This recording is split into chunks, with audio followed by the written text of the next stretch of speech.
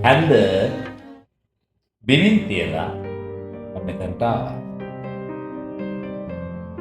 අවුරුද්දක් කිට්ටු එරබුදු මල්ලන් නෙමෙයි තියෙන්නේ. වර්ගයක් තියෙන්නේ. ගොක් අය මේවා මෙතනම තියෙන්නේ. කොහොම නමුත් මේ මොනවාද සමූහයක් එක්ක මම මොකද්ද කරන්නේ කියලා ඔයගොල්ලෝ බලනවා. මෙහෙමයි අර cooking with chemistry වීඩියෝ එකෙන් පස්සේ සමහර අය මගෙන් හිල්ලලා තිබ්බා shots with Che Gura වගේ ප්‍රෝග්‍රෑම් එකක් කරන්න කියලා. ප්‍රශ්නේ තියෙන්නේ මට ඒ වැඩේ කරන්න බෑ මොකද මම ලික භාවිතා නොකරන තරම්. ඉතින් මට මෙහෙම පෙන්වන්න තමයි තියෙන්නේ. එතකොට කවුරු හරි මගෙන් ප්‍රශ්න කරන්න පුළුවන්. බොරු කියන්න එපා. භාවිතා කරන්නේ නැත්නම් ඔච්චර බෝතල් ගොඩක් කොහෙන්ද? නෑ මේවා ඔක්කොත් මේ මගේව නෙමෙයි. මගේ දන්න කියන යාළුවන්ගෙන් ඥාති මිත්‍රාදීන්ගෙන් මම ඉල්ලගත්ත මේ වීඩියෝ එකට මේ වටිනා කියන බෝතල් ටික දැන් මේවා මම හෙට නිල්පත්විත ඔයගොල්ලන්ට බාර දෙන්න. මම දන්නේ මේ වගේ වටිනාකම බොහොම පැරණි බෝතල් තියෙනවා. ඉතා මිලෙන් වැඩි බෝතල් තියෙනවා. මට ඔයගොල්ලන්ට පෙන්වන්න විශේෂාකාරයේ දේවල් කීපයක් මෙතන තියෙනවා. මම ඔයගොල්ලන්ට කියන්නම්. ඉතින් ලෝකේ ගත්තාම මේක ඉතාම ඉහළ මිලක් තීරණය කරන ලොකු ආර්ථික වටිනාකමක් තියෙන ඉන්ඩස්ට්‍රි එකක්. අපි ඉන්ඩස්ට්‍රි එක ගැන කතා කරන්න ඕන. දැන් කාරු හරි හිතන්න පුළුවන් ගුරුවරයෙක් කියලානේ මට කියන්නේ ගොඩක් වෙලාවට. ඉතින් ඒ වගේ මිනිස්සෙක් මොකද මේ බෝතල් ගොඩක් ඉස්සරහට වෙලා කරන්නේ? ලිකර් නැත්නම් ඇල්කොහොල් ප්‍රොමෝට් කරන්නද යන්නේ? එහෙම එකක් නෙමෙයි. දන්න අය දන්නවා සාමාන්‍ය පෙළ විද්‍යාවටත් තියෙනවා මධ්‍යසාර නිස්සාරණය ගැන. නැත්නම් මධ්‍යසාර නිෂ්පාදනය ගැන සමාවෙන්න. ඒතර ඒත් එක්කම අපිට උසස් පෙළ රසායන විද්‍යාවේ කර්මාන්ත රසායනය කියලා වෙනම ඒකකයක් තියෙනවා. ඒ ඒකකය ඇතුලේ අපිට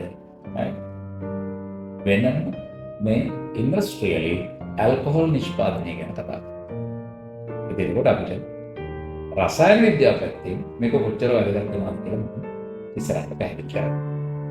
ලෝකේ මධ්‍යසාර ඇල්කොහොල්ස් ගත්තාම ලොකු ප්‍රමාණයක් තියෙනවා. ඇල්කොහොල් කියන්නේ එක්තරා කාබනික සංයෝග ශ්‍රේණියක්. ඒකේ කාබන් හයිඩ්‍රජන්ට අමතරව ඔක්සිජන් තියෙනවා. ඔක්සිජන් තියෙන්නේ OH කාණ්ඩයක් විදියට. මම හිතන්නේ O level science වලත් මේ ගැන ඔයගොල්ලන්ට දැනගන්න තියෙනවා. ඒතර ඒත් එක්කම උසස් පෙළ රසායන විද්‍යාවේදී මධ්‍යසාර ගැන අපි ගොඩාක් දේවල් කතා කරනවා. එතකොට මේ පිළිබඳ අවබෝධයක් තියෙන අය දන්නවා මධ්‍යසාර නොහොත් ඇල්කොහොල ගත්තොත් ඇල්කොහොල්ස් ගොඩාක් ලෝකේ තියෙනවා. ඕවයින් හරි මිනිස්සුන්ට පානය කරලා හානිය අවම වන ඇල්කොහොල් එකම ජාතියේ තියෙන්නේ ඒ කවුද? එතන C2H5OH කියන එක. අනිත් කිසිම මධ්‍යසාරයක් අපිට එහෙම ගොඩක් පාවිච්චි කරන්න බෑ. අනිවාර්යෙන් ටොක්සික්. උදාහරණයක් විදිහට ගත්තොත් මෙතනෝ CH3OH කාබන් එක පරමාණුවක් තියෙන මධ්‍යසාරයක්. එයා උග්‍ර විසයි. වයින් ස්ප්‍රීට් එහෙම නැත්නම් මෙතිල් ස්ප්‍රීට් කියලා කියනවා. ඒ ස්වභාවිකව ෆර්මන්ටේෂන් මෙතඩ් එක පාවිච්චි කරලා ඇල්කොහොල් නිෂ්පාදනය කරනකොට පැසවීම මගින් ඇල්කොහොල් නිෂ්පාදනය කරනකොට මෙතනෝලුත් හැදෙනවා. ඒක ඉවත් කරගන්න. ඒකත් එක්ක ඇල්කොහොල් පාවිච්චි කළොත් තියෙනවා ලොකු ප්‍රශ්න නිර්මාණය වෙනවා. මැරෙන්න උනත් දිගදී. ඒ වගේම තව එකක් තියෙනවා සර්ජිකල් ස්ප්‍රීට්. අහලා තියෙනවද දන්නේ නැහැ. ශල්‍ය ස්ප්‍රීට් කියලා කියනවා. අයිසෝප්‍රොපිල් ඇල්කොහොල් කාබන් 3ක් තියෙන මධ්‍යසාරය. ඒකේ මැද කාබන් පරමාණුවට තමයි OH කාණ්ඩය වැදිලා තියෙන්නේ. ඉතින් මේවත් සමහර අය ඔය ස්පිරිතාලවල එහෙම පොඩි ප්‍රශ්න තියෙනවා. සමහර සේවකයෝ මේවා මත් වෙන්න පාවිච්චි කරනවා කියලා. ඒකත් එච්චර හොඳ දෙයක් නෙමෙයි. සැලකිය යුතු සහිත මධ්‍යසාරයක්. බලමු මධ්‍යසාර නිෂ්පාදනය ගැන මොනවද මට කියන්න තියෙන්නේ කියලා. දැන් අපි මේක කෙමිස්ට්‍රි පාර්ට් එකට එමු. මධ්‍යසාර නිෂ්පාදනය. මෙහිමයි. මේක ආරම්භය ඇවිල්ලා තියෙන්නේ දැන් ලෝක ඉතිහාසයේ මම දන්නේ මේ ඇත්තද බොරුද කියලා. මීට අවුරුදු 12000කට 13000කට විතර කලින් මොනවාද? මිනිස්සු වගාව කියන එක ආරම්භ කරනවානේ. එතකොට කෘෂිකර්මය සම්බන්ධ වෙච්ච පරිණාමයේ ප්‍රතිඵල වශයෙන් කෘෂිකාර්මික ජනාවාස හදාගත්ත මිනිස්සු ටිකක් දීලා. ඒතර ඒ කාලෙදි තමයි මේක මේ මධ්‍යසාර නිෂ්පාදනය කියන එක ආවේ කියලා කියනවා. වෙන්න පුළුවන්. ඒක අනිවාර්යෙන් වෙන්න ඕන. මොකද දැන් මධ්‍යසාර නිෂ්පාදනය කියන එක අපේ සතෙක්ගේ ඇඟ ඇතුලේ වෙන්නේ නැහැ. වෙන්නේ හැමතිස්සෙම ශාක සෛලයක් ඇතුලේ. ඔයගොල්ලෝ අහලා තියෙනවා නිර්වායු ශ්වසනය කියලා එකක්. දැන් ඔය අපිට ඔක්සිජන් මදි වුණාම අපේ ඇඟේ නිර්වායු ශ්වසනය සිද්ධ වෙලා ලැක්ටික් ඇසිඩ් කියලා එකක් හැදෙනවා ප්‍රොඩක්ට් එක විදිහට. ඒ ලැක්ටික් ඇසිඩ් එක නිසා තමයි අපේ කෙන්න පෙරලනවා වගේ කතන්දර වෙන්නේ. සමහරලාට වල දැකලා ඇති ඔය ඇත්ලීට්ලා එන්නේ දුවගෙන යනකොට සමහරලාට කෙන්න පෙරලලා වැටෙනවා. එහෙම ඉන්ජරිස් වෙනවා දැකලා. ශාකවලත් මේ වගේම නිර්වායු ශ්වසනය සිද්ධ වෙනවා. ඒ කියන්නේ ඔක්සිජන් රහිතව ග්ලූකෝස් මගින් ශක්තිය නිපදවා ගන්න උත්සාහ කරනවා. ඒකේ ප්‍රතිඵලයක් විදිහට හැදෙන එක අතුරුඵලයක් තමයි එතනෝල්. ඒතර අපිට පුළුවන් ඔය එතනෝල් වෙන් කරලා ගන්න. මම හිතන්නේ ඒ කාලේ උක වැරදිලා වෙච්ච එකක් වෙන්නේ නැහැ. නමුත් කොහොම තමයි මේක එන්නේ. එතකොට දැන් මෙන්න මේ වගේ ඇල්කොහොල් සාම්පල් එකක් හදාගන්නේ කොහොමද කියන එක මම කෙටියෙන් ඔයගොල්ලන්ට පැහැදිලි කරන්න. මෙන්න මේ. අපිට ඕන කරනවා ශාක සෛලවලට තමුන්ගේ පරිවෘත්තීය ක්‍රියා කරගෙන යන්න පෝෂක මාධ්‍යයක්. එතකොට ඒකට අපිට මේ කාලේ නම් මම හිතන්නේ නිදියුෂ එහෙම නැත්නම් වෙන පළතුරු විෂ වගේ පාවිච්චි කරන්න පුළුවන්. රට ඉඳි පාවිච්චි කරන්න පුළුවන්. නැත්නම් කෙලීම සුගර් සිරප් එකක් පාවිච්චි කරන්න පුළුවන්. සීනි පාවිච්චි කරන්න පුළුවන්. ඒතර මේකට අපි ගොඩක් වෙලාවට ලේසියෙන් දාන්නේ යීස්ට් කියන දිලීරය. ඒතර ඒ දිලීරේ ශාක සෛල විශේෂයක්. ඒතර ඒගොල්ලෝ නිර්වායක තත්ත්ව දුන්නාම ශ්වසනය කරලා නිර්වායු ශ්වසනය යටතේ එතනෝල් නිපදවනවා. ඔය එතනෝල් කන්සන්ට්‍රේෂන් එක ඒගොල්ලෝ ඉන්න ද්‍රාවණය තුල 4.5කට විතර වැඩි වෙනකන් මේ වැඩේ ස්වභාවිකව සිද්ධ වෙනවා. හැබැයි වැඩේ කියන්නේ 4.5 ඉක්මවා යන විට ඔය ෆර්මන්ටේෂන් කියන එක පැසීම කියන රසායනික ක්‍රියාවලිය අනිත් පැත්තට නතර වෙනවා. ස්වභාවිකව වෙන විශේෂ ක්‍රමවේදයක් නැතිව ඔයගොල්ලන්ට ගන්න තියෙන ඇල්කොහොල් උපරිම කන්සන්ට්‍රේෂන් එක සාම්ප්‍රණය 4.5. දැන් අර මම කලින් කිව්ව විදිහට බියර් කියන බීම ගැන අහලා තියෙනවද? අහලා ඇතිනේ. ඒතර 4.5ක ඇල්කොහොල් පර්සන්ටේජ් එකක් තියෙන සාමාන්‍ය පානීය ඇල්කොහොල් වර්ගය වෙනත් විදිහකට කියනවා ලිකර් එක තමයි බියර්. බියර් ගැන හැමෝම දන්නවා. බියර් වල විශේෂ ඩිස්ටිලේෂන් ප්‍රොසෙස් එකක් ඒ කියන්නේ ආසවන ක්‍රියාවලියක් සිද්ධ වෙන්නේ නැහැ. අලුතෙන් මොකුත් ඇඩ් කරන්නේ නැහැ. හරි බියර් එකක කන්සන්ට්‍රේෂන් එක තියෙනවා 4.5යි. හැබැයි ඕගොල්ලෝ දැකලා තියෙනවා සමහර බියර් තියෙනවා ස්ට්‍රෝං කියනවා එක නම් වලින් එනවා. ඇල්කොහොල් පර්සන්ටේජ් එක 108 නම් ඒ වගේ එක වගේක් තියෙනවා. ඉතින් ඒ කරන්නේ පිටින් ඇල්කොහොල් එකතු කරනවා සහ සමහරලාට වෙන වෙන ක්‍රියාවලි මගින් ඇල්කොහොල් පර්සන්ටේජ් එක වැඩි කරන්න පුළුවන් වාෂ්පීකරණයට ලක් කරලා වගේ දේවල් වලින් මේක පුළුවන්. හරි.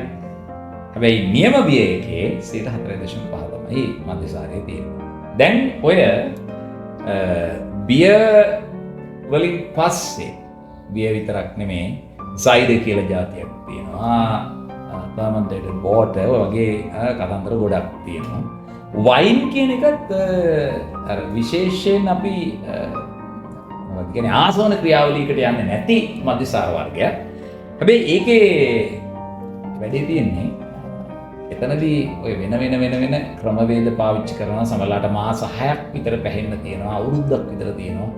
ඒතර මේකේ කන්සන්ට්‍රේෂන් එක එන්න වැඩි වෙනවා. ඊට පස්සේ වයින් ෆිල්ටර් කරලා ඉවර වෙලා එක විදිහේ මධ්‍යසාරීය ප්‍රතිශත තියෙන වයින් හදනවා. 9% සිට උඩට 16, 17, 18 වෙන්නත් පුළුවන්. සාමාන්‍යයෙන් 12, 15 වගේ රේන්ජ් එකේ තමයි වයින් වල ඇල්කොහොල් ප්‍රතිශතය තියෙන්නේ. දැන් ඔයගොල්ලෝ නෝමලි දන්න අරක්කු වෙනත් විදිහකට කියනවා නම් විස්කි, බ්‍රැන්ඩි වගේ ඒවා හැදෙන්නේ කොහොමද? අපි අර 4.5කට ඇල්කොහොල් පර්සන්ටේජ් එක ආවට පස්සේ මම කියවනේ ඇල්කොහොල් සංයුතිය අනිත් පැත්තට මේකින්න අර ශාක සෛලවලට නැත්නම් යීස්ට් සෛලවලට විෂ වෙනවා. ඒතර ඒගොල්ලෝ එතනින් එහාට ඒගොල්ලන්ගේ ෆර්මන්ටේෂන් ඒ කියන්නේ පැසීමේ ක්‍රියාවලිය නතර වෙනවා. දැන් අපි මේ ද්‍රාවණය අරගෙන මේක රත් කරමු. ජලයේ දාපාංකය සෙල්සියස් 100යි. එතනෝල් වල දාපාංකය සෙල්සියස් 78යි. මම මේ කියන්න යන්නේ ඉතා වැදගත් දෙයක්. ඕලෙවල් කාලෙදී සමහර කේලවලුනත් මේ වැරද්ද වෙන්න පුළුවන්. ළමයින්ගේ ඔළුවේ තියෙනවා මෙන්න මේ වගේ වරදක්.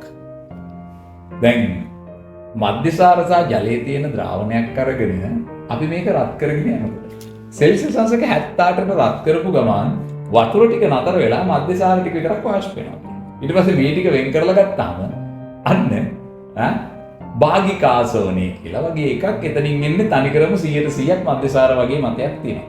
සම්පූර්ණයෙන් වැරදි. එහෙම එකක් වෙන්නේ නැහැ. වතුර වෙනම මධ්‍යසාර වෙනම වාෂ්ප වෙන්නේ නැහැ. හැබැයි එක දෙයක් කියන්න. හරි. ජලය සහ මධ්‍යසාර කියන මේ ද්‍රව දෙක එකට මිශ්‍ර වුණාට පස්සේ අපි කියන පරිපූර්ණ තත්ත්වයෙන් ධනාපගමන දක්වන ද්‍රාවණයක් නිර්මාණය වෙනවා. ඒ කියන්නේ වාෂ්ප වීමේ හැකියාව වැඩි වෙනවා. ඒකයි ධනාපගමන කියන්නේ. තාපාංක අඩු වෙනවා. සෙල්සියස් 78ට වැඩි 80 වගේ උෂ්ණත්වයකදී මේ ද්‍රාවණය නටනකොට වාෂ්ප කලාපෙට වැඩිපුර මධ්‍යසාර යනවා. 37ක 38ක සංයුතියකින් මධ්‍යසාර යනවා. ඊටු ටික ජලය. අපි හිතමුකෝ අපි කියන ආසන්න වශයෙන් 140ට ගමුකෝ. මධ්‍යසාර 140යි, ජලය 160යි. දැන් මේ වාෂ්පය වෙනම අරගෙන කූලින් කන්ඩෙන්ස් එකක සිංහල වචනේ මම දන්නේ නැහැ. හරි. ඒකකින් යවලා ඒ කියන්නේ අපි හිතමු සීතල කරනවා කියලා. සීතල කරලා ඉවර වෙලා අර මධ්‍යසාර සංයුතිය වැඩි ද්‍රවය විඳිති විදියට එකතු කරගන්න. ඒතර සාමාන්‍යයෙන් ඔන්න දැන් පළවෙනි මොකද්ද කියන්නේ? ඩිස්ටිලේෂන් එක. ඒ කියන්නේ ආසවණය කියන එක අපි කරනවා. ඒකෙන් අපිට ලබා ගන්න ද්‍රාවණය ඒකේ 37ක 38ක විතර ප්‍රමාණයක් ඇල්කොහොල් තියෙනවා. එතනෝල් තියෙනවා. ඒකට අපි ඇරක් නැත්නම් අරක්කු කියලා කියනවා. සාමාන්‍යයෙන් ඔය අරක්කු කියන වර්ගයේ තියෙන ලංකාවේ විතරයි. ගොඩක් වෙලාවට ලෝකේ අනිත් රටවල ඔය අරක්කු කියන එක පියෝ විකුණන්නේ නැහැ. මේකට වැලියු ඇඩිෂන් එකතු කරලා තව දේවල් හදලා තමයි ලෝකේ අනිත් රටවල මේක කර්මාන්තයක් විදිහට විකුණන්නේ. අපි ඒක ගැන බලමු. දැන් සාමාන්‍ය ඇරක් එකක්. ඒ කියන්නේ 37ක විතර මධ්‍යසාර ප්‍රතිශතයක් තියෙන අරක්කු එකක් මට මෙතන පෙන්වන්න නැහැ. තියෙනව නැත්තේ නෑ. අනේ හරිද? ඔය දේශීය නිෂ්පාදනයක්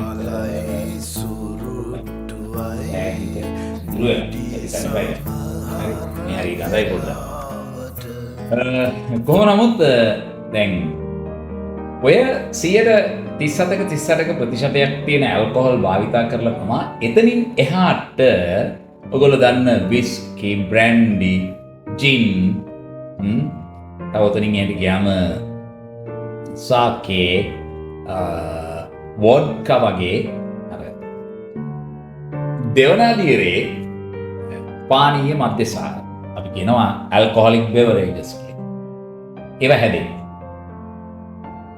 ඉතින් මේක ලෝකේ ඉතා විශාල ඉන්ඩස්ට්‍රි එකක්.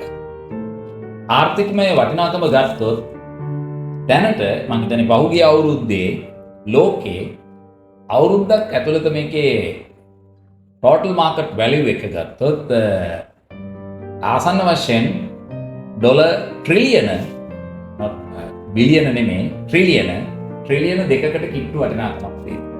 තව අවුරුදු කීපයක් ඇතුළත මේක ට්‍රිලියන 3ක් විතර වෙයි කියලා තමයි ඒගොල්ලෝ බලාපොරොත්තු වෙන්නේ. ඒගොල්ලෝ හිතන්න පුළුවන් දැන් ඔච්චර ලොකු මාකට් එකක් තියෙන ලෝකයේ ලංකාවෙත් ඔය හරියටම 1000න් පංගුවකට ආසන්න ප්‍රමාණයක් තියෙනවා. ඒ කියන්නේ 1.7 billion US dollar market value එකක් ලංකාවේ ඇතුළේ තියෙනවා. පොඩි නෑ. හිතනට වඩා ලොකුයි. එතකොට දැන් මේ මෙතන තියෙන බෝතල් තියෙනවානේ. ඉතින් මේවා මේ තියාගත්තේ බෝතල් මාකට් කරන්න නෙමෙයි. නමුත් අර ඔයගොල්ලන්ට මේ වීඩියෝ එකේ පොඩි ලස්සනක් පෙන්නන්න. අපි බලමු මේ විවිධ මධ්‍යසාර වර්ග මොනවද කියලා. දැන් මම මුලින්ම ඔයගලන්ට පෙන්නන්නම් බිය එකක් මේ තියෙන්නේ ලංකාවේ නිෂ්පාදනය කරන ලද බිය වර්ගයක්. ඒක අපි අනම පෙන්නයි කියලා නෑ. එතකොට මම මුලින් කිව්ව විදිහේ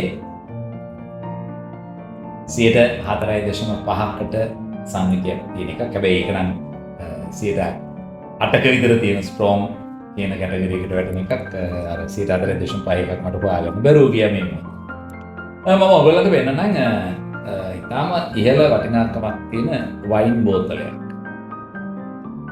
වයින් බෝතලයක වටිනාකම මනින්නේ ඔයගොල්ලෝ දන්නේ නැත්නම් දැනගන්න. මම මේ පැත්ත පෙන්නන්නම් කැමරාව මට පොඩ්ඩක්.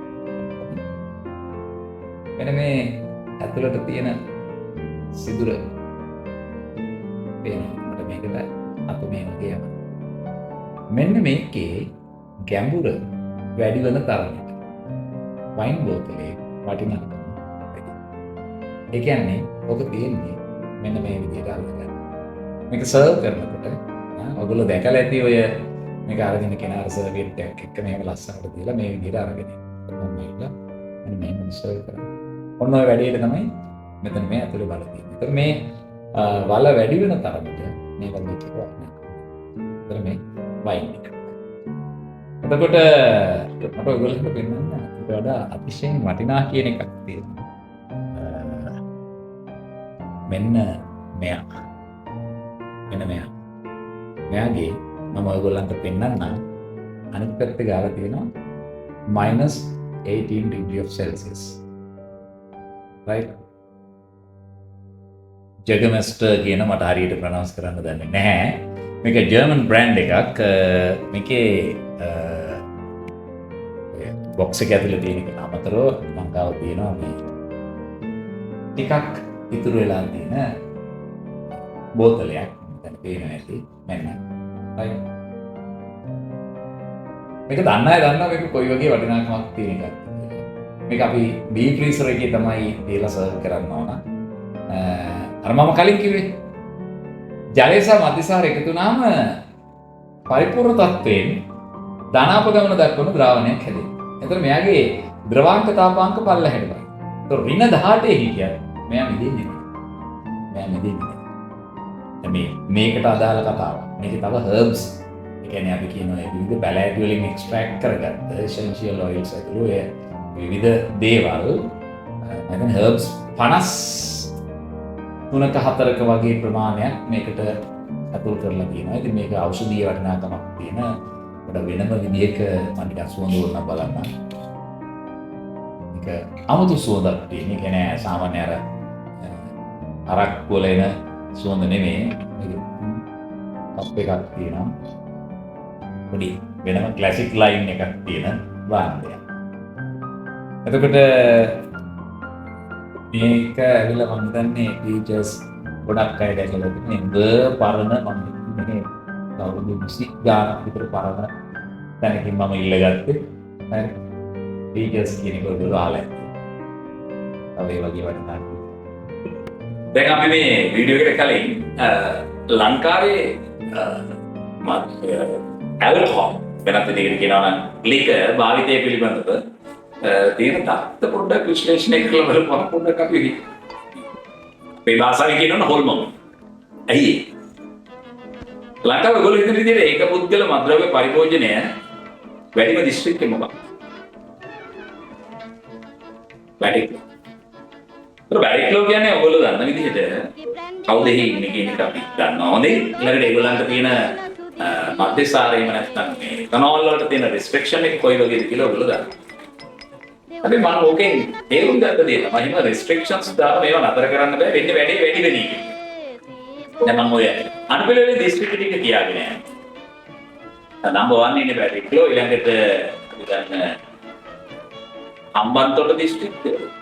ඊළඟට ගම්පහ දිස්ත්‍රික්කයේ තමයි තුන්වෙනියට ඉන්නේ. හතරවෙනියට තමයි ඔයගොල්ලෝ හිතාගෙන ඉන්නේ කොළඹ. ඊට පස්සේ බාදුල්ල ඔය වගේ දිස්ත්‍රික්ක ටිකක් තියෙනවා. දැන් ඔකේ වෙනම කතාවක් කියන්නේ. දැන් මම මේක ගැන හිතනකොට මම හිතුවා මේකේ නම්බර් 1 2 ඇති කියලා පුත්තලම දිස්ත්‍රික්ක. මොකද අපි ඇදී වැඩිච්ච දිස්ත්‍රික්කය ඇතුලේ නිකන් අර මෙන්චුනි මතයක් තියෙනවනේ විශේෂයෙන්ම මීගමේ සිට අලාවතින් එහා දක්වා මුදු කරේ ඉන්න කතෝලික ජනතාව මේ ඇල්කොහොල් එක්ක සම්බන්ධ වීමක් වෙන දෙගොල්ලෝ වැඩිපුර ඇල්කොහොල් ගන්නවා කොයි වෙලෙත් මේවා පානය කරනවා වගේ කතාවක්. ඒක ඇත්තටම බලපුවාම පළවෙනි දිස්ත්‍රික්ක 10 15 ඒවත් උත්කලම නෑ. ඒ කියන්නේ ඒගොල්ලෝ එහෙම බොන්නේ නෑ. මොකද ඒගොල්ලෝ කල්චරලි ඇල්කොහොල් භාවිතා කරන විදිහ පිළිබඳව හොඳටම හික්මිලා ඉන්නේ. මම දිස්ත්‍රික්ක පොඩි නෑ. ඕනනම් ඉරිදට පල්ලියේ පූජාවෙන් පස්සේ හවසට ටිකක් බොයි. මම ඩේලි කන්සියුම් කරනවා කියලා එකක් නෑ. අනිත් පළාත්වල එහෙම නෙමෙයි. එක වෙන විදිහකට යන්නේ. ඒක ලොකු ප්‍රශ්නයක් ඉතින් ඇත්තටම. දැන් මම මෙහෙම පොඩි කතාවක් කියන්නම්. ලංකාවේ පවුලක ඉන්න භාර්යාව තමගේ ස්වාමියා ඇල්කොහොල් වෙනත් විදිහට කියනවා ලිකර් භාවිතයට විරුද්ධ වෙන්නේ. ඇයි? මේ මිනිස්සු මේවා පාවිච්චි කරන්න දන්නේ නැති නිසා. බොන එකට නෙමෙයි විරුද්ධ හරියට බොන්නේ නෑ. බොනවා කියලා. අරක්කුත් එක්ක ගියාත්මේ තියෙන වෛරයක් පිරිමහන්න බොන එකේ ප්‍රශ්නයක් තියෙනවා. අනිත් පැත්ත මේ දිනපතා මේව බොන්න ඕනද? එහෙම නෑ. ලෝකෙ දිනුනේ කියන රටවල ඔය කියන තරම් ඇල්කොහොල් භාවිතයක් සිද්ධ වෙන්නේ නෑ. මම ඒක සරලව කෙටියෙන් පැහැදිලි කරන්න. ලෝකේ එතනවල නැත්තම් ඇල්කොහොල් නැත්නම් මේ ලිකර් භාවිතය ගැන කතා කරනකොට ලංකාවේ ගොඩක් පල්ලෙන් ලංකාවේ සමස්ත ජනගහනයෙන් ඔය යන්තම් හරි ඇල්කොහොල් භාවිතා කරන අය ඉන්නවා කියන්නේ 128කට ආසන්න ප්‍රමාණයක්. ඉතින් ඒක බොහොම හොඳ තොරතුරක්. ඒත් එකම ඒ සමස්ත පිරිමි ප්‍රමාණයෙන් වුණත් 140කට අඩු ප්‍රමාණයක්ලු මන් දන්නේ මේ දත්ත හරිද කියලා. මේ ලිකර් භාවිතා කරනවා කියන්නේ. කාන්තා ජනගහනයෙන් නම් 10%ක් විතර වගේ ප්‍රමාණයක් තමයි භාවිතා කරනවා කියලා කියන්නේ. ඉතින් එතකොට අර බොහොම අඩු ප්‍රමාණයක් තමයි ලංකාවේ ලිකර් භාවිතා කරන අය ඉන්නේ. ඔකත් ඒගොල්ලෝ කියනවා අවුරුද්දකම ඒ කියන්නේ භාවිතා වන මුළු ඇල්කොහොල් ලීටර් ප්‍රමාණය ඉන්න ජනගහනයෙන් බෙදපුවාම ලීටර් 2කට කිට්ටු ගන්නක් තමයි ඒක මිනිස්සෙක්ට වැටෙන්නේ ඇවරේජ් ගන්නක් වැටලා තියෙන්නේ. හැබැයි දැන් ඔක ලෝකෙ ගත්තාම ලෝකේ උඩම ඉන්න රටවල් තමයි රුමේනියාව, සීෂෙල්ස්, උගන්ඩා ඔය වගේ රටවල් ටිකක් තියෙනවා. ඊළඟට දැන් දියුණු රටක් විදියට අපිට කියන්න පුළුවන් ජර්මනිය, ඕස්ට්‍රේලියාව වගේ රටවල් හැබැයි මේක ඉන්නවා. ජර්මනිය ටිකක් උඩින් ඉන්නවා. ජර්මනිය කියන්නේ වෙනම විදිහක බියර් කල්චර් එකක් තියෙන රටක්. සමහරවිට ඔයගොල්ලෝ දැකලා ඇති ඔය බුන්ඩස්ලීගා. ඒ කියන්නේ ජර්මන් වල ෆුට්බෝල් ලීග් එකක් තියෙනවානේ, ඉංග්‍රීසි වල ප්‍රීමියර් ලීග් එක වගේ. ඒතර ඕකේ ඔය බයර්න් මියුනිච් දන්නවා ඇති දැකලා ඇති ගෲප් ඒගොල්ලන්ගේ ෆුට්බෝල් ටීම් එක.